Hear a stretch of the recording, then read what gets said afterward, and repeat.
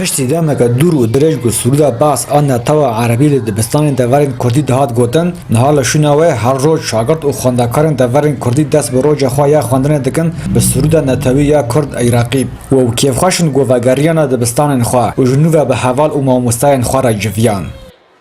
ام سالا چونه امگی کوچبر بون امگی رویان چونه ترکی ام هی سال وگری ام پر کیف خواستن وگری ام دبستان خواهنی به حوال خواه ام مزارک خواه ماموسا و شاگرد توایی گیش که کیف خواستن گوکه جنوا مکتب آوا دبستان آوا دبن گوکه زمانی کردی بخونن ایسال سال خواندن یا نو به آوایی که جدا دست پیدا کرد درباره برنا دبستان ده رهبریه که هفتش وره آوا کردن و دو رهبریه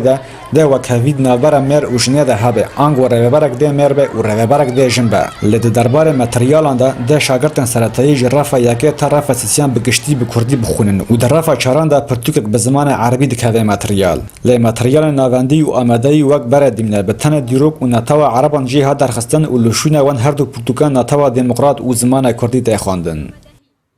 یک حتی شش ببی کردیه، یک حتی سه خورو زمانی دایی که رفی چهار عربی دکوی که ششانجی و انگلیسی دکوی که و نوین آماده جی وقت بره بیه تنه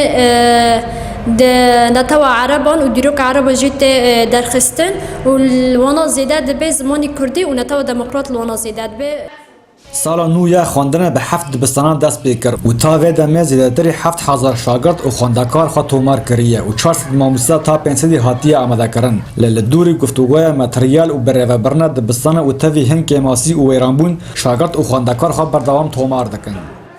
گوری وقاس خرابون و دمار لکوبانه چه بو هیرو ره که دبستان ود به و قبال ملت پره ملت زارک خواهی قید دکه و تاوی هنه که ماسی هنه اوجش نچوچه کن اما پیش رو جدا هم ده اما واتشتانو خلاص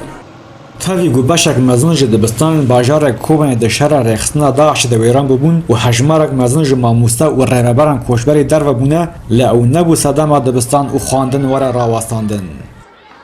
پشت زیادتری سال که دور خواندن و دبستان خوا